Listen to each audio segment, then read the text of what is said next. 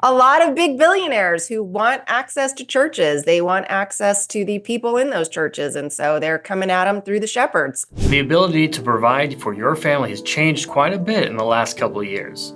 When you go shopping, you're getting less, but spending the same. You have to decide what to buy and what to do without. And when you get to the checkout, you're swiping that credit card, putting you in that never-ending cycle of credit card interest accruing every month. There has got to be a better way. Well, the good news is there is, and it's with American Financing. If you're a homeowner, they will take all of that equity that you have built up and use it to pay off that high-interest debt. They are saving their customers an average of $854 a month, and they are closing some in as fast as 10 days. Start today, and you may be able to delay 2 mortgage payments. Call American Financing today. 888-995-2440. That's 888-995-2440. AmericanFinancing.net/B. The Babylon Bee Podcast. Hey guys, welcome to the Babylon Bee. This is our interview show. Today with us, we have one of my favorite people in pop culture right now, Megan Basham. She's doing some amazing stuff. She's an author. She's a reporter for the Daily Wire. She used to work for World Magazine, right? Didn't you work for World Magazine forever? That's right. And Correct. The World and Everything in It, which was one of my favorite podcasts for a long time. We used to listen to that every day. And you are known as the keeper of receipts. That's me. That's what I do. So you follow the money. That's it. You're like a money trail investigator. Yeah, I mean, a lot of that, and, keep track of all the insane things that you hear pastors and ministry leaders saying. And then you follow the money and find out, oh, maybe that's why they're saying those things. That is so interesting because I've been in ministry for a lot of years. I know Travis has been in church forever. You've done ministry too. And it's just, we've watched a lot of these things get said and we're baffled. Mm-hmm. Nonplussed even. Nonplussed. I know sometimes I do wonder, why does no one try to buy me? I could be buyable, but no one tries. Yeah, so. it's like you'll say no, but you just want to be asked. Yeah. Right? Like it's a little It's nice to be wanted. Offer to sell me a Hunter Biden painting or something. You have a new book out too, right? So you're doing Shepherds for Sale right there. That's it, right there. By the way, this is Travis and I'm Jarrett. I don't know my if you name know is that. Travis. So your book, Shepherds for Sale, it's very interesting because it's about selling shepherds instead of goats. Right, exactly. It's about selling shepherds. So it's deep investigative work on the shepherd market. Mm-hmm. It is kind of actually, it is a deep investigative work on the shepherd market because there's a lot of big billionaires who want access to churches. They want access to the people in those churches. And so they're coming at them through the shepherds. What's a shepherd going for these days? It depends on the shepherd. If you look at some of the antics that the National Association of Evangelicals are into, they're involved in foundations that are getting millions from left-wing foundations like Open Society, which is Soros, and the Tides Foundation and the Clinton Foundation. And so you will constantly see all of these sort of AstroTurf campaigns and evangelical front groups taking really obscene amounts of money from the guys who founded eBay, for example. You're the Daily Wire's culture reporter. Can you report to us what kind of culture is the Daily Wire? I'm going to be honest with you. The Daily Wire is a fast-paced, very testosterone-fueled culture. Sometimes I'm the only mom, like suburban mom type in the room. But I kind of enjoy that. I kind of enjoy all the guys, just doing their boiler room. Sometimes it's a little like, you remember that speech in Glengarry Glen Ross? Yep. Coffee is for closers. Mm-hmm. That's right. A lot of times that's kind of the environment of the Daily Wire. So I'm a closer though, so I have survived. You're like a mom closer. So I'm a mom closer. I feel like Michael Knowles is pretty young. Would he come to you and just be like, did you pack my lunch today? I could see Michael doing that. It would be more like, have you packed my cigar today? But Yeah. So it's not a family. It's not a hierarchy. It is kind of a hierarchy though, too, right? Interesting structure. yeah, I think it's fair to say that it's, I don't think that anybody who has watched Jeremy speak, I think gets the vibe that he is into hierarchy. You don't name yourself the small G God King if you're not a guy who likes hierarchy. That makes sense. So, as a culture reporter, like, what exactly does a culture reporter do? So what I tend to, essentially, I asked for that title because I wanted to report on religion. I like to report on the social issues, abortion, LGBTQ movement, what they're up to. All of those things, entertainment also falls into that. So culture is kind of the things that don't typically fall under economics. It is less Washington focused, it's less DC focused, and more just on all the culture issues that we all talk about. So, I mean, you could also probably look at it as social issues, but it does also involve entertainment and religion, all of those things. Well, in this particular book, you're talking about the church, and so there's a bit of a crisis going on in the church right now, and it's being driven by a lot of left-wing groups. You may think it's less insidious than it actually is. When you hear some of these things, you're like, oh, it's some of these woke, it's just coming from the universities. But it's actually maybe even more specific and intentional than that, is what you're saying.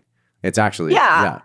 And I think for a lot of people, for me in particular, COVID years is what really sort of pulled the curtain back on that. I think so many of us kind of had a disquieting sense that something was off in the church. We would see mega church pastors saying things like, I have a bag of white privilege that I take with me wherever I go, and I can reach into that bag and pull things out. And people are like, that's kind of weird. Yeah, that was a weird thing. And that was, I remember. That was Matt Chandler. Matt Chandler, that's right. And you would hear things like this, or you would hear like another mega church pastor, J.D. Greer, president of the Southern Baptist Convention, proudly proclaimed that he was instituting racial quotas in his committee appointments and in his hiring. And you knew that was off, but I think a lot of people weren't willing to confront this sort of thing openly until COVID happened. And then it was like, what these churches did was so egregious that I almost look at it as a blessing, because suddenly people realized, okay, who are you serving here? Because it feels like you're not serving the sheep. It feels like you're representing the interests of the federal government or some left-wing foundation or whatever the dominant cultural narrative is to the church, and you're just repackaging it with churchy slogans and trying to sell it to us. Right. So I think that was really the moment, at least for me, where I went, oh, I don't think that this is just influence in the sense of there being impacted by the same culture that we are. There's a very deliberate effort to bring some of this into the church. So you mentioned COVID being that moment that kind of, I guess, woke everyone up, for lack of a better term. Do you think that's because it essentially hit like a reset button because people had to stand back from church for a while when everything closed, and then why do you think COVID played a part in that? Well, a big part of it was the fact that you saw churches just fold like that to government narratives. Like suddenly it was one thing to close for a few weeks while we were figuring out what was going on. But I mean, you had churches who were directly saying, well, we're not loving our neighbor if we're opening our doors to the community. And that was a shocking thing when we have a command not to give up gathering together. So, and at the same time, you had them welcoming guys like National Institutes of Health Director Francis Collins, who has an abhorrent record on pro-life issues and on sexual morality and things of that nature. And he was being presented as, here's this evangelical voice you can trust in the halls of power. And based on his advice, we're going to tell you that if you don't get vaccinated, you're not loving your neighbor. And that was so legalistic that I think even people who were willing to be really charitable up to that point suddenly went, this is way beyond the bounds of charitability. You are now being as pharisaical as one could possibly be when you are taking something that should be a matter of personal conscience, like whether or not I should get this experimental vaccine, and telling me that I'm not following Jesus if I don't get it. Yes. No, it's funny because we all lived through this. I was in church I was ministry. alive at the time. We lived through this. We were alive. I lived, I was a pastor at the time. when all this kind of went down. I wasn't a senior pastor, and nobody approached me from anywhere to pay me for any of this. So maybe that's why I didn't fall into this trap. But yeah, no, we got to see all this stuff. You did mention some names. I'm interested in more names. Who is it that's infiltrating the church? Let's figure out if we can take a crack at it. We can name people or things. Right. And then you can say yes or no, or you can expound depending on... Yeah. So your book obviously goes into some details, but I'm sure it's not exhaustive in terms of what is infiltrating the church. And actually, that's huge. I want to point that out, that I could have written volumes and volumes and volumes, and I really just had to take representative examples because there's so much. And not to bum everybody out, but that's kind of what I do, is bum everybody out. Is that it was really just little slices of examples. Okay, so the first one that we're wondering if this is infiltrating the church or not, pogs. Ogs? Pogs, like... With Pogs? No, P-O-G-S. Pogs. You're going to have to tell me what pogs are. Well, they're little paper discs, and you get a slammer, and then you throw them down to try and flip over as many pogs as possible, and that's how you play pogs. No, not to my knowledge, and I'm going to be glad about that, because as a mom, that sounds like a nightmare. That sounds like the exact sort of thing that I want to keep out of my house. Aren't you you're a 90s kid, right? Aren't you a 90s kid? Yeah. Yeah, I feel like you and I are pretty much the same age. And you did not know what pogs are. That's interesting. Were you homeschooled? I wasn't homeschooled. I went to a public school. Do you know what a hacky sack is? Maybe I know what a hacky sack is. Maybe all right. I was a little too cool for pogs. I don't know. Yeah, you probably were way cooler than me. All right. Actually, I kind of give my testimony in the book, and I wish pogs were what I had been into in high school. I was a theater kid. Anyway, second thing, Pokemon. Pokemon. Is Pokemon infiltrating the church? Yeah, probably in the kids' ministries. Doesn't Matt Walsh say that, I don't know, that kind of anime stuff is like porn adjacent? I don't know. I think he's right, by the way. Anime is some dark stuff. I'm going to say it right now. Anyway. See, and I'm so ignorant about that whole culture. I don't know why. I've just never had any interest in Pokemon, Japanese animation, any of that. But who is your favorite Pokemon? Is it Squirtle? I only know one. I only know that big yellow one. Oh. Isn't that Pikachu? Right? That's its name, Pikachu. Right. So by default, you are going on the record and saying Pikachu is your favorite Pokemon. It just seems demonic. I'm just going to guess it's demonic. I don't know. Okay. I'm with you. All right. And what about the orange curriculum? The orange curriculum? Yeah. That's a thing that Look it up. on the note that I've never heard of. Is this what it feels like to be a homeschooler? To be like, I don't know any of these references. No, orange curriculum is a curriculum that's being introduced into churches that is sort of a cover for a lot of the progressive ideology.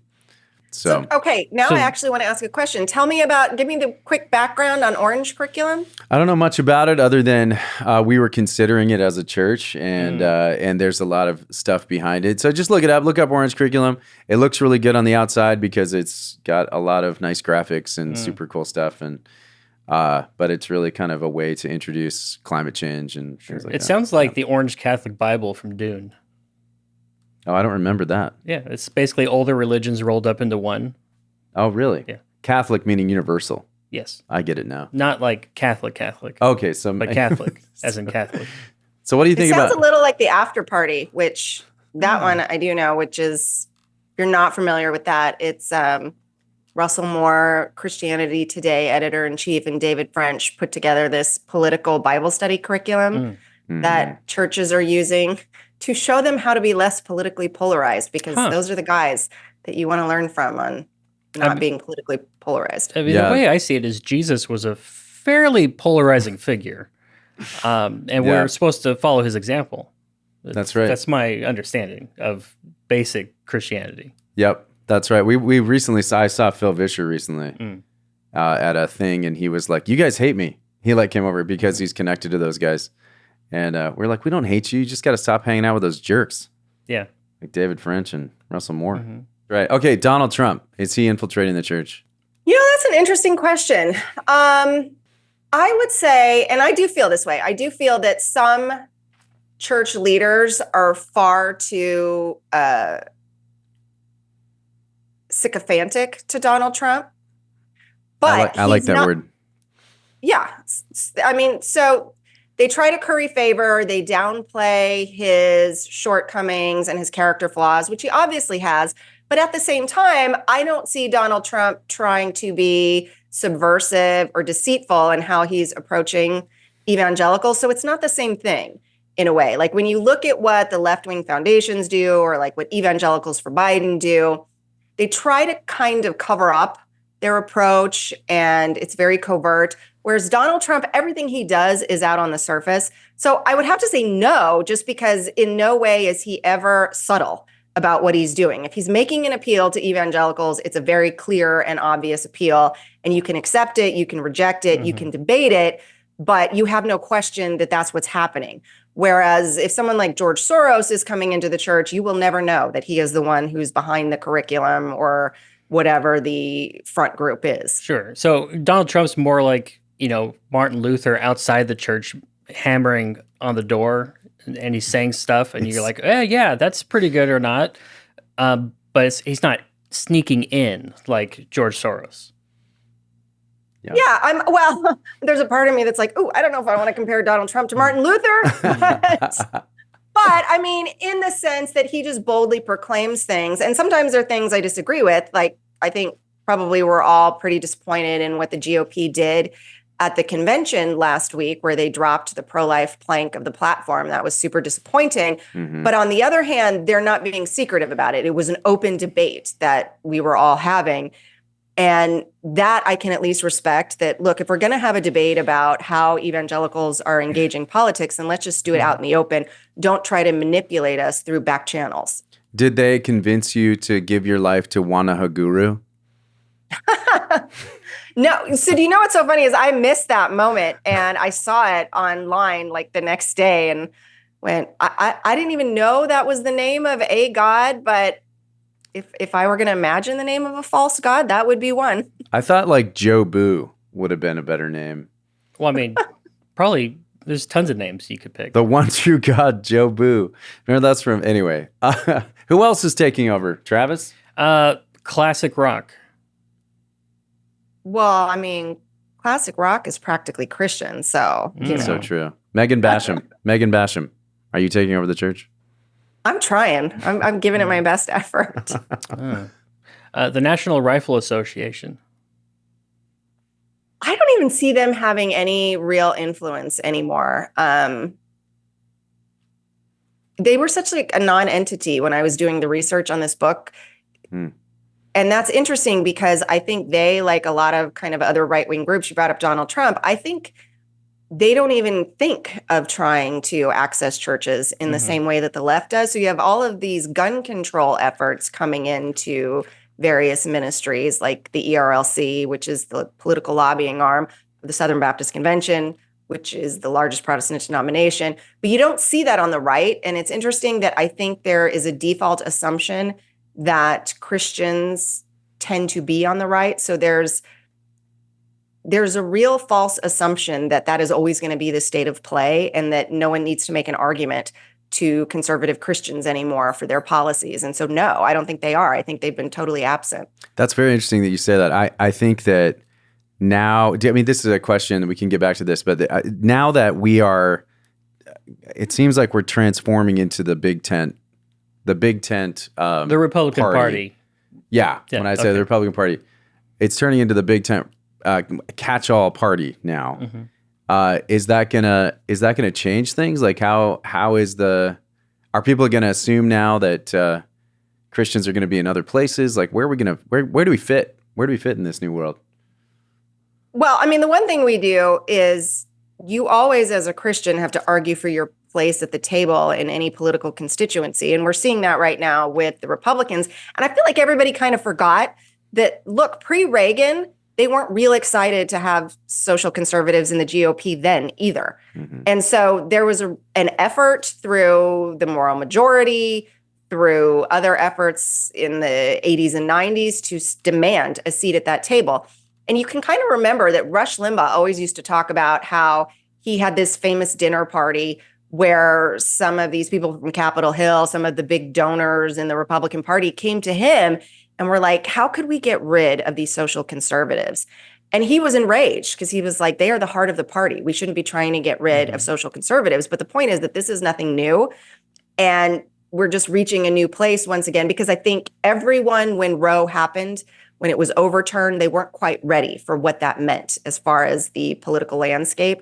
And so we're just finding that for the first time since those Reagan years, we're having to argue for our presence in this party, and that work's going to go on. And you've got people like me who are going to continue to argue for it strenuously. And, at the same time that I'm going to steward my vote well, because God has entrusted all of us with the blessing of a representative government, I'm still going to hammer my own party and try to insist that they recognize my interests. We're going to sit back and make fun of everybody. Yeah. That's what our job is. We're like the court. That's effective too. Yeah. We're the court jesters. What do you think about the Jesuits? Are they taking over the church? Do you want to know the funniest thing? So I am not Catholic, obviously, and have very little institutional knowledge of Catholics. And my only understanding of Jesuits is that I think they're kind of like the progressive evangelicals, right? And I had to give this speech at an ecumenical event, and I made what I thought was kind of a funny Jesuit joke. And I don't even remember what it was now. It was something about, because I always hear Michael Knowles saying that, I regret to inform you, the Jesuits are up to their tricks. Mm-hmm. And I tried to make some reference to that, and it totally fell flat. And I went, you know what? I clearly don't know enough about the Jesuits to be making Jesuit jokes. So I'm never going to do that again.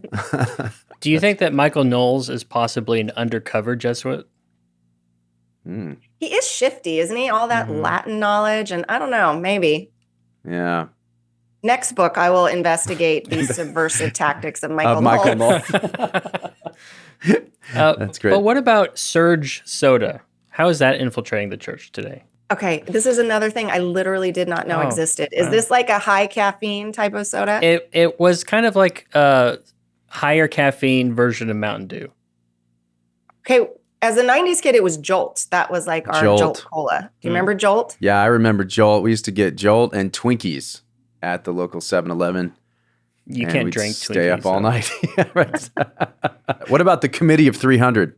Okay, what is the Committee of 300? It's the same. This is like the World Economic Forum. Oh, okay. Committee okay. of 300. It sounds like absolutely. The World Bank, the Jesuits. Yeah. It's all kind of part of the same thing. I think she unintentionally admitted that Rush Limbaugh was part of the Committee of 300 at his dinner party. Oh, we had one of those weird dinner parties. Yeah. Like maybe he was like, oh no, this is terrible. But have you ever been to one of those weird dinner parties? I'm waiting to get invited, and then I'm going to totally flip sides, and I'm going to take the check and run. So, yeah, that's good. Like Andy Stanley did. Mm-hmm. Yeah, suddenly on a dime, people are going to, and I'm going to come up with some big justification, David Frenchian justification, on how I have completely evolved my position. Yeah. Yeah, why it's the Christian thing to do to be unchristian. Mm-hmm. Yeah, that's the David French op-ed. Yeah. So finally, lizard people. Who? Lizard people. Lizard people. Yeah. So can I tell you, I did not realize that is a legitimate conspiracy theory until I was getting my hair done one day. And you saw a lizard? I didn't see a lizard, but I didn't know that this was a thing that people really believed, which I'm hoping she doesn't see this. She's very sweet. But I was at a new salon. My old hair girl had left because she was having a baby and didn't want to work anymore. And a new girl was doing my hair. Yeah. Well, the second I sat in the chair and she heard I was from the Daily Wire, she came over. She's like, "You're from the Daily Wire?" And I go, yeah, I am. And then she just started opening up about true belief in lizard people. Oh. And I literally thought I was experiencing a James O'Keefe moment. I'm like, there's a camera. Somebody is going to get me saying some Daily Wire reporter believes there's lizard people. I was like, oh my gosh. No, I've run into a lot of those folks. I think at the Babylon Bee, we get those types of people too. They're like, no, guys, it's really these people. You need to write a headline on this. And so we have to sort of filter through that kind of stuff. And Travis is one of them. So I'm not a lizard person. No, he's not. You're a believer. I'm just kidding. No. But you're not a girl, so you won't get it. But you're also like, on the other hand, I don't want to reject your premise here and have you like angrily mess up my hair. Did you just assume his gender? So a couple of other questions for you. Can you just? I mean, we've kind of talked through a couple things, but can we trade? Who is trading the truth for the leftist agenda that we can all kind of look out for? So essentially, you're talking about large large churches. I mean, you ministries. mentioned Matt Chandler. So the National Association of Evangelicals looms pretty large in my book for doing this, whether it's trying to get cap and trade, climate change legislation passed, whether it's trying to get open borders policies passed. They are heavily involved in all that work. The Council for Christian Colleges and Universities has just gotten up to all kinds of bad stuff. So if you're not familiar with them, they represent 185 evangelical colleges and universities, including schools like Biola. And they have done things like try to get the Fairness for All bill passed. Thankfully, it failed. But the point of it was that it would have restricted religious liberty by enshrining gay marriage, not just in a SCOTUS decision, but in law, so that it would have created all kinds of headaches for parachurch ministries who didn't want to recognize gay unions and things of that nature. So they're bad news. I do point to Russell Moore and Christianity Today a lot. Did a lot of reporting on, because everyone always asks, what happened to Christianity Today? And one, tracing what happened, but also showing here's where they are today, where, between 2015 and 2022, they had 74 political donations on their staff, and every single one went to Democrats, including Elizabeth Warren, hard left candidates. So I think, part of what I wanted to do with this book is show people here's the extent of it. This is not a small problem, and some really big institutions with some really big tentacles and influence are partnering with the same people who support Planned Parenthood, support transing kids, and all of that good stuff. Now, do you think that some of this is basically done in the name of Christianity by people who mean well and just misunderstand what Christian love is and think they have to be accepting? Or do you think there's something more nefarious behind it, like they're intentionally doing this to get their agenda across? I mean, I think both. And what I try to do in the book is I can't read the motivations of the heart of the pastors and ministry leaders who are doing these things. Sure. But what I can do is show you the receipts on the hard left secular foundations who are saying, here's how we're going to target evangelicals.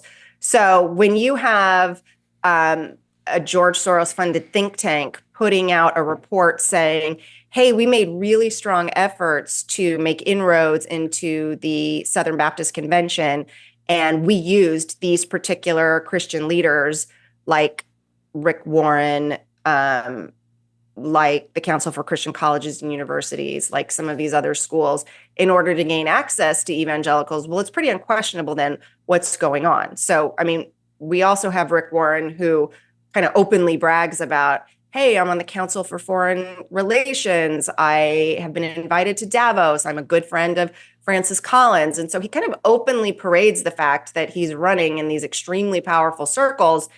And at the same time, he's signing on to all of these letters to do things like demand climate change legislation that will make your gas and your groceries more expensive and will diminish the capability of third world nations to bring themselves out of poverty by utilizing their oil deposits and things of that nature. So,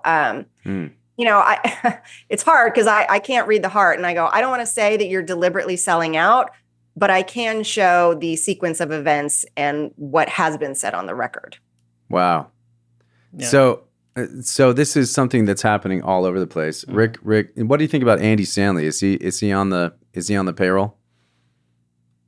So he is not on the payroll in the sense that he's not taking money from foundations, but you can look at how his book sales, his attendance at his church, he's sort of slowly turning himself into Joel Osteen in a way, and he's bankrolling some of these extremely bad initiatives. For example, his church, North Point, has been financially supporting a church curriculum called Embracing the Journey that is fully LGBTQ affirming. And it's being brought into small groups at churches like Saddleback and other churches around the country. So he's actually one of the people doing the bankrolling for some really bad teaching and curriculum. Yeah, see, that's the thing. We got to know what to look out for, though, too. So the Christians that are in the seats need to know what to look out for. So are there buzzwords? Like I was thinking, pronoun hospitality. It's like we take the Bible seriously, but not literally. Like, what can the average person, average Christian, be looking out for in their own churches?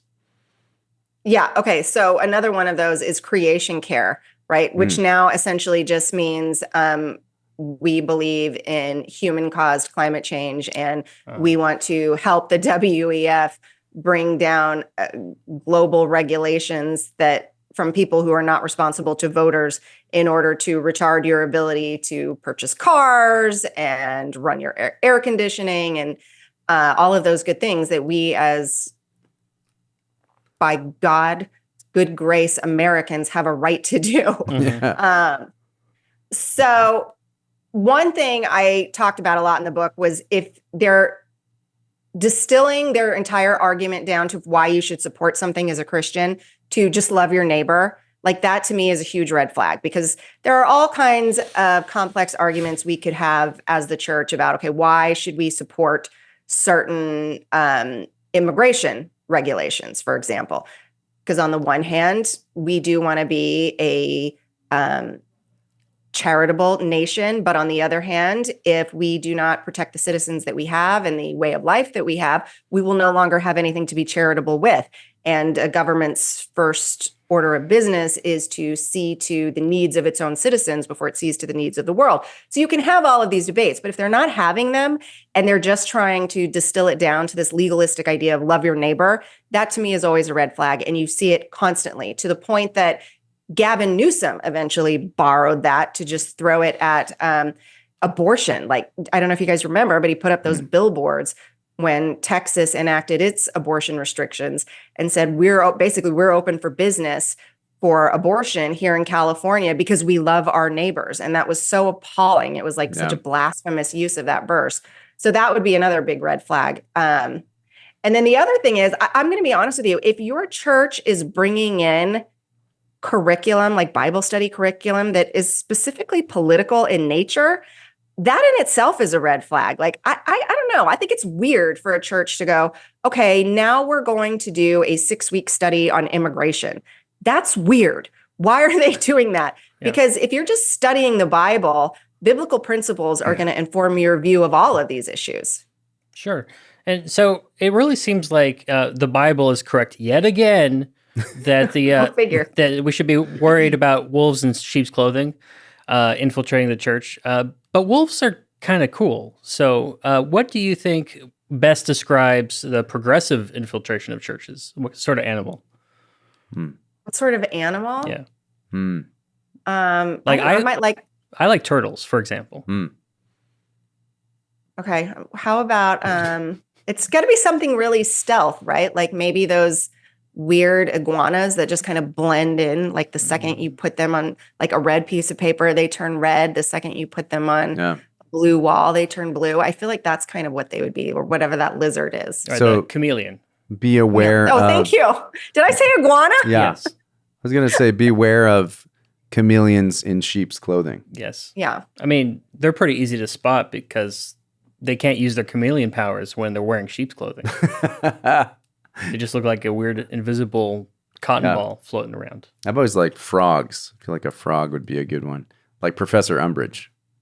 She looks like a frog. Yeah, I feel like it all comes through like a bunch of bureaucrats, you know, like people that love the rules. Like these are the people that end up sort of bringing terrible things to bear in life. Right. Don't you think? It seems like the Umbridges of the world, you know.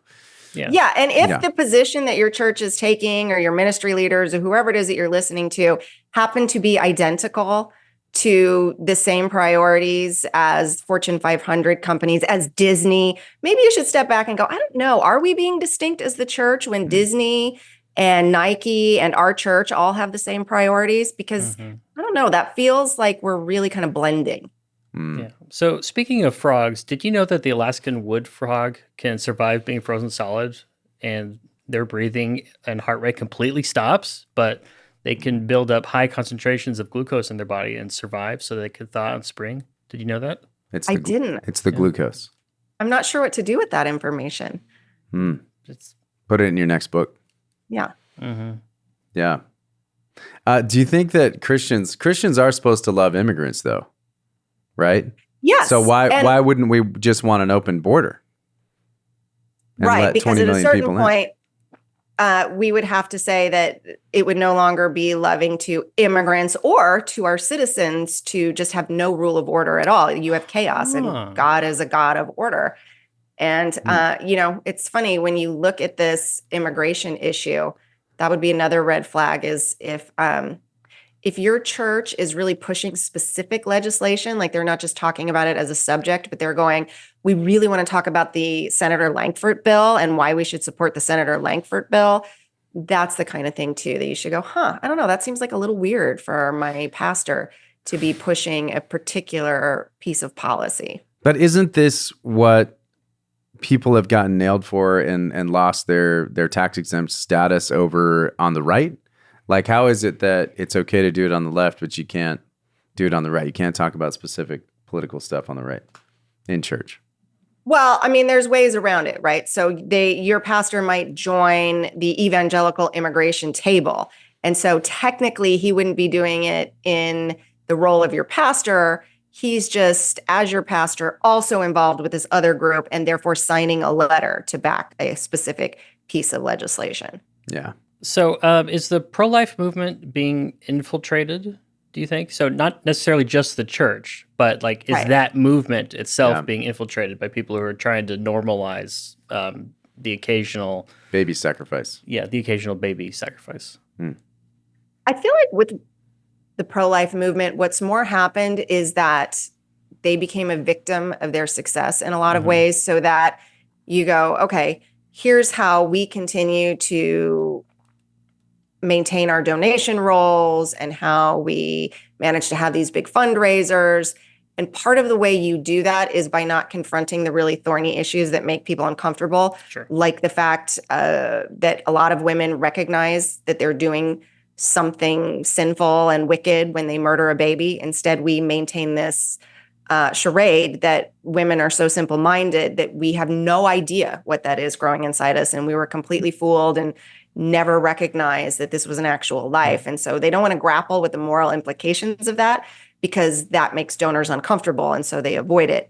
And at the same time, I do think you've seen progressives infiltrate the pro-life movement to change what pro-life means so that it no longer means let's not murder babies in the womb. Now it could mean, well, let's establish a social safety net where there are larger welfare entitlements so that women won't want to get abortions, or it kind of means buying into this social justice, racial grievance narrative. And we're saying that pro-life isn't necessarily just about babies. It could also be about George Floyd. That's also a pro-life issue now. So they just dilute it by throwing all of these things into the pro-life basket so that now it means nothing. So sneaky. Yeah. So are you suggesting that politicians care more about getting votes than about the pro-life movement? That's really the headline. I know that's shocking information. I am to have, shocked. Absolutely. Surprised. Yeah. So nonplussed. Right. So is using the pro-life movement for like George Floyd and stuff like that, is that how BLM is infiltrating the church? Well, BLM, I don't know that they set out to infiltrate the church. That was an occasion where I would say the church just wholeheartedly glommed onto them without even being invited. I mean, BLM was pretty clear about what they were doing. They said, we want to destroy the nuclear family. Right. We stand against traditional sexual morality and these things. And yet the church was so eager to be a part of that movement that you saw huge megachurch pastors, again, J.D. Greear and others who were saying, well, we don't necessarily support, the Marxist part of that, but we still support the movement and what it's trying to accomplish. Or in the midst of COVID saying, well, we agree that your churches should stay locked down, but we're going to go ahead and go march with thousands and thousands of people in the streets in honor of BLM and wave that BLM flag. So in that case, I don't even think I can blame BLM. That was really the church leaders some church leaders couldn't rush fast enough to join up with that movement. They were almost sycophantic. Almost sycophantic. Yeah, that was a good word. I'm glad you used it. Okay, so Joe Biden is out of the 2024 race. Your thoughts? 10 seconds. My main thought is that in no way did Joe Biden do this out of some sense of civic virtue or responsibility. He was obviously politically assassinated. And the idea that so many of these Christian leaders are out right now saying that they are commending Joe Biden for his selfless act is absolutely sickening. Yeah, it's stupid, isn't it? What are your thoughts on Kamala Harris? My main... Do you do a good Kamala Harris impersonation? It seems like you could. Are you suggesting I can cackle? Is that what you're suggesting? I don't know. I mean, I'd like to. I think only witches can cackle. Oh, that's true. It's one of the tests. Umbrage. Anyway, sorry. What are your thoughts on Kamala? No, my main thought is, I find this whole thing in no way surprising and unpredictable that they're cheating, in essence. They had a primary, their delegates cast their votes, and now they see that their candidate, who they lied about for months, covering up the true state of his mental fitness, once it was clear that he wasn't going to win, they're now swapping him out. But if they're going to do that, I would at least say she looks like about the best choice Republicans could have in terms of an opponent, because she has to be the weirdest, most unpopular politician in the country. So at least well done there, Democrats. Yeah, well done. Did you listen to Scamala Harris by Ben Shapiro? Oh, I haven't watched it yet. Or her? Both of you. Yeah, I'm interested. It's very good. Go check it out if you guys haven't listened to it. Our listeners too. I want to direct traffic over there because it was really, really fascinating. We were at the RNC. The Morning Wire team was all at the RNC last week, so I haven't had a chance to watch it yet. So you guys are going to get me in trouble. Sorry. Well, this won't come out for a couple of days. You'll have some time. Yeah. So we'll redact that. So we'd like to, we thank you, first of all, for your time, taking the time with us. But we'd like to close out by asking 10 questions. And the same 10 questions we ask every guest on the program. First of all, have you met Carmen? I have never met Carmen, but I enjoy Carmen. I loved that video when I was a kid. The one where Jesus beats up Satan. That was awesome. Oh, the champion. The champion. Thank you. Specifically, Satan Bite the Dust. Also, one of the best things that's ever been recorded. The countdown. Yeah. The countdown. Yeah, there you go. Are you a Calvinist or an Arminian? I'm a Calvinist. Please don't tell Seth. I know. Yeah. It's good. We won't.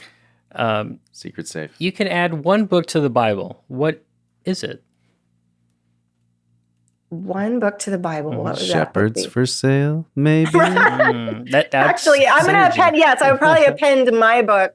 Yeah, but then I remembered about the curse in Revelation. And I realized that if I give in to this temptation, I will be cursed, because that is what Scripture says. You cannot add or take away from this book. So then I slowly backed away and went, I will add nothing. That's good. Okay, but coincidentally, what is your favorite book? Favorite book of all time? Yeah. If I went by the book I probably read the most, it would probably be, I don't know if you're familiar with Susanna Clark, but Jonathan Strange and Mr. Norrell. I love that book. I probably read it 5-6 times. Have you really? I read that book. Yeah, I love that book. And I enjoyed that book a lot. I had an interesting, strange feeling reading that book. Yeah. Okay. So I could never figure out what drew me to that book. And then a weird providence. I ended up at HarperCollins, and one of my editors is a girl named Hannah Long. And years ago, I had read a piece she wrote about that book, about how the Raven King is the Holy Spirit. And she did this whole sort of analysis on how the Raven King represents the Holy Spirit. And it totally explained to me why I find that book so compelling. Yeah, that's really an interesting take. Okay, well, we'll add that book to the Bible then. I didn't Revelation, say that. Jude, Revelation, Jonathan Strange, Mission Norrell. Yep. Okay, cigars or pipes? I don't know, pipes. I just feel like I would look cooler with a pipe. Everyone does. Do you think Michael Knowles can switch to pipes? I feel like when he reaches a certain age and he loses that baby face, when he becomes like Michael the Gray or Michael the White, Yeah. that maybe it will be time then for him Oh, to okay. switch to a pipe that. Okay, so Michael the what? you have the was my name. chance. You have the chance to hang out with any three people, living or dead. Who do you choose to hang out with? And it can't be Jesus. Yeah, And it can't be Jesus. and it can't be Michael Knowles. Okay. Napoleon. Mm. He seems like a good hang. Yeah. Yeah. I mean, there's I a could- language barrier. Hmm. I just feel like there's a lot I could learn from Napoleon. I want to say C.S. Lewis, but I feel like that's so obvious. Plus, I'm worried, like, what if he didn't like me? That would ruin my life for the rest of my life if I felt like C.S. Lewis didn't like me. So I would probably not meet C.S. Lewis. I'm sure he would like you. You think so? I hope so. I would feel really I have bad it if on he good didn't. authority. C.S. Lewis would like you. All right. Well, then I'll go with Napoleon, C.S. Lewis, and I feel like I need to pick a biblical character.